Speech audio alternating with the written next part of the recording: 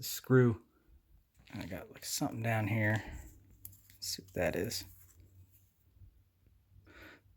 That's the tip of a screwdriver.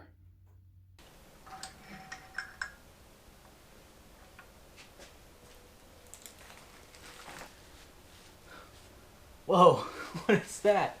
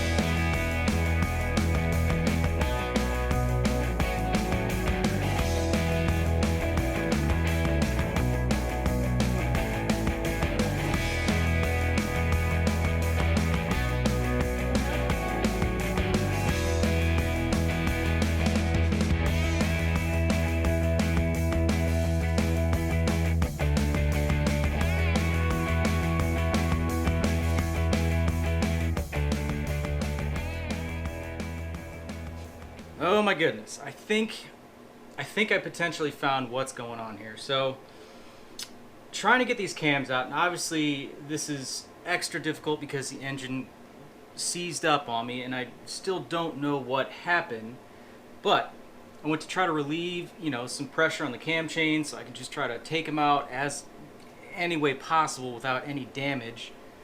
I noticed the cam to cam chain tensioner here it was like not seated all the way. I couldn't lock it down. So investigating it, and they stripped it out here, and it looks like it has a helicoil in it, which is super not awesome. So I'm thinking it might have jumped time bank to bank, or cam, like intake to exhaust. It might have jumped time there. So could not get this cam out to save my life.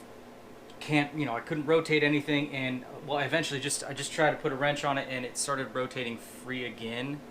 Now, still couldn't get this cam out, so I have magically got the bolts out of the number 3, I guess it would be, and I can get this one out now. I should be able to get that one out, but I'll have to look at the other cam. The holes are actually slotted. I can't tell if they're modified or if somebody was in here. Somebody's obviously been in here. The bolts and washers on these things are not in good condition, so somebody has had these cams out, and they might have, I don't know, they ground on the cams or something. We'll see. Working on getting this cam. There we go.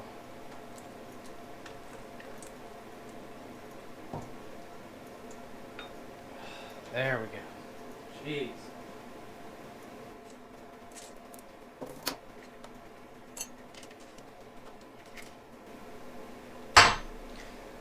Finally, making progress. I did end up kind of letting the cam fall a little bit, and it put a little nick on the corner here, which I'll just file off. And it's not actually on the journal or anything like that, so we're fine there. But we'll keep working at it. So next up, I can go ahead and pull the cylinder head off, and we're either going to find nothing, or we're going to find maybe potential piston to valve in contact, and you know, we'll see though. So far it seems like all the buckets spin nicely, nice and free in the head. So moving on. So you can see here, those lock washers are not in good shape. They've been on the corners of them. This cam, one washer, one no washer. And then here, I can't quite tell if those holes have been opened up or not. I'll have to look at this one and get an idea. Having a little trouble with this side head bolt here. It's a little sticky. It's not frozen, but it doesn't want to come out. I don't want to break it. Some sessions with some heat. We'll get it out. The other side came out no problem. Got the two front bolts out, and we'll just loosen the nuts. This thing should be free.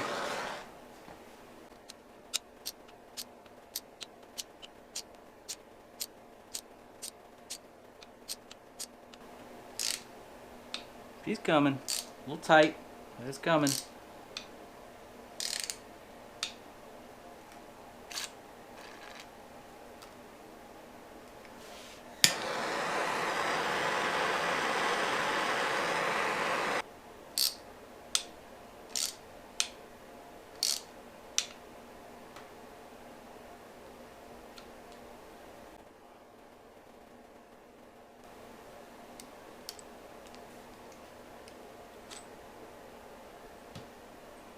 Alright. No aluminum with it either.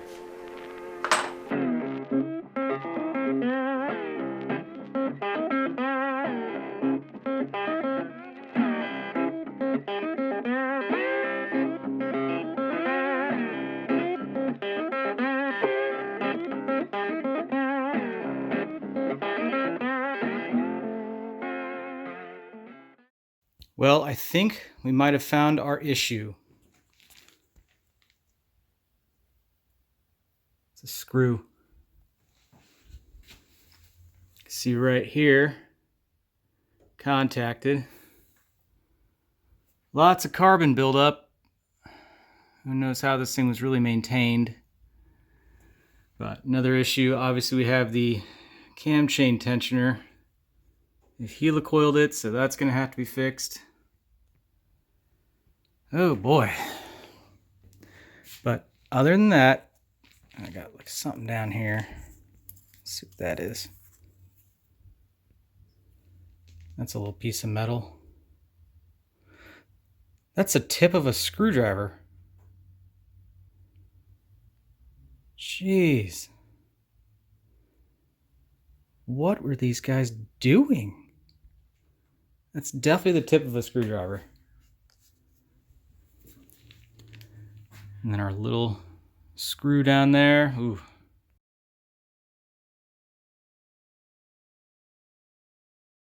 All right, we have our screw. Well, used to be screw. Full tacoed it.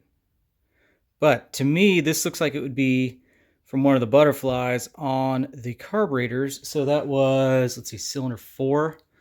I'm betting if we look at cylinder 4, we might be missing a screw. I know with these Key and CVs, this one doesn't appear to be, but on the back side of these, they stake them on the choke blades, so you can't back them out. You can back them out and you can put them back in, but risky maneuver for this very reason. All right, here is where we're at with this. Obviously, you see that number 4 had a little screw in it. From the looks of it, there's actually no markings on the piston. I mean, I can see where it did contact, but there appears to be 0 damage, luckily. Also, number 1, I can see a mark here. The little tip of the screwdriver was in there, which is beyond me. So, beyond that, all the cylinders look okay, about what you would expect from a bike that would be sitting. There's a little bit of surface rust on this one. Number 6 is probably the worst, but it does move freely. You can hear a little squeak. That's just on number 6 here. So We'll see if I can get this cylinder cleaned up enough and not have to rebore it. If we have to rebore it, then, you know, we'll get whatever, like 10 over or something like that. Whatever we got to do to make it right. So kind of sucks, but at least it doesn't seem like it's a bottom end issue at this point. So yeah, that's at least a bonus. Again, very glad I didn't try to just make this thing run like all the will it run videos and stuff like that. I just too nervous to do that. So we're gonna do what we have to make it right, though. It's gonna be like no expense spared kind of thing. It's just I want it to be as perfect as it can be. So whoever the next owner is will be very confident and very comfortable riding this thing and knowing that it was done correctly. One of these things is not like the other. Wherever that jingle goes. Wait a minute.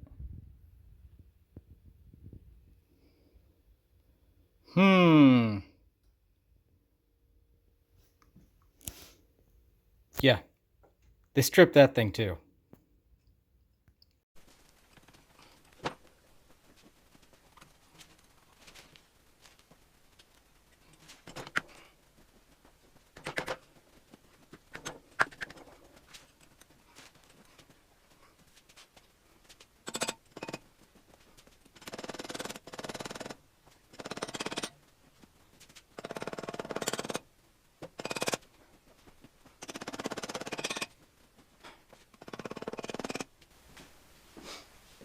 Get my steps in today.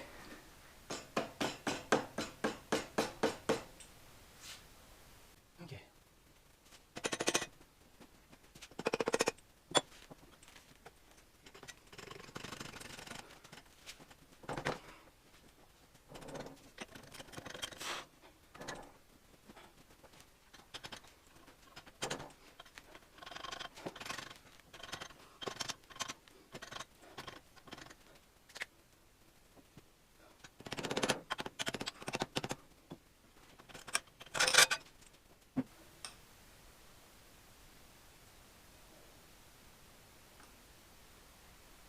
Well, for being so horrendous looking, on top the pistons are the skirts are actually in better shape than I was expecting.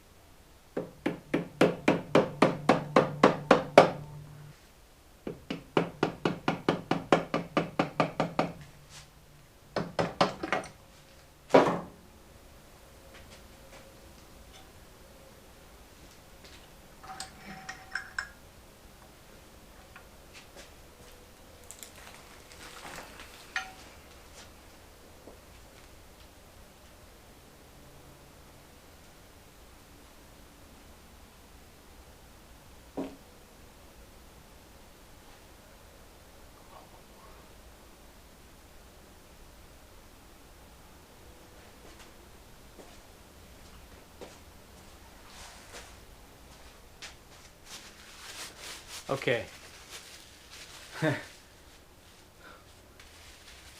That would do it.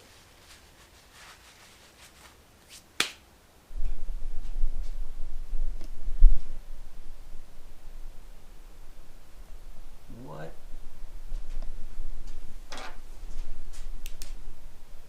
What on earth is that big old thing? Jeez.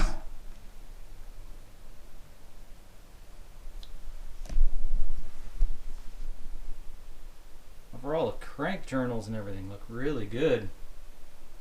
It's dirty in here. Man, I don't know what that is, but that will do it.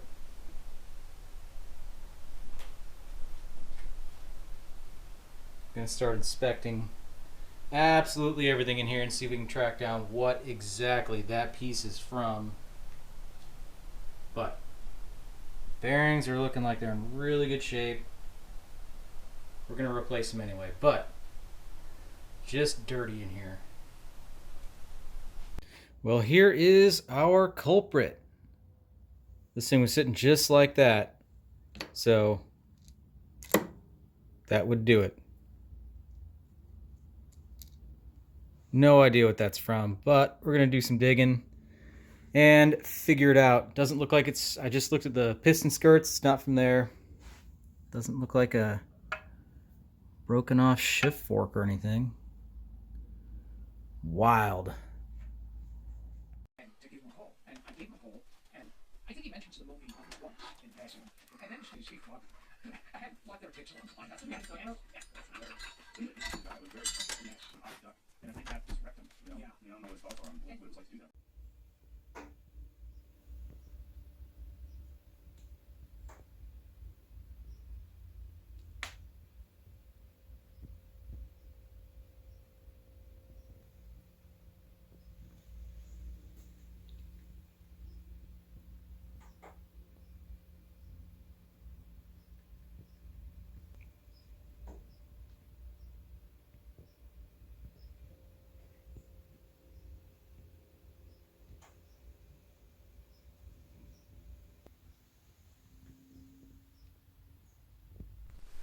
And just like that, we're down to the bare cases with the CBX. Still have not found where that big old chunk of aluminum has come from. But anyway, now we can go ahead and fully inspect everything, measure stuff, get parts ordered, and we will start making some forward progress on this. So next up, gonna get everything that's needed. I'm gonna get the jug, the head, the cases, and probably the carburetor bodies and stuff. Go ahead and get those things vapor honed, cleaned up real nice, and then we can start the rebuild from there. So one other thing, I use a lot of these plastic organizational trays. Keep everything as organized as possible, your own kind of system, whatever, cylinder 1, 2, 3, 4, 5, 6, and then you have your orientation, just keeping everything organized. It's always very important. Picked up some more just trays here. Obviously I have to pack all this stuff up because I have to use this shop for other things too, but at least getting it kind of all in place now is definitely needed. So again, have to check out the bore and see if we need oversized pistons or not. I hope we can get away without having to do that. And we'll go ahead and clean the cams up, clean everything up the best we can, and we will have a good engine by the end of this.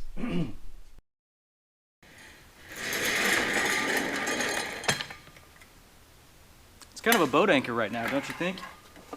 Oh boy, so it's been about 2 weeks since that last clip you guys just saw, and in that time I have been working on determining the plan for this thing, getting parts in order, that kind of thing. So turns out the number 6 cylinder is pretty far gone with that little surface rust in there.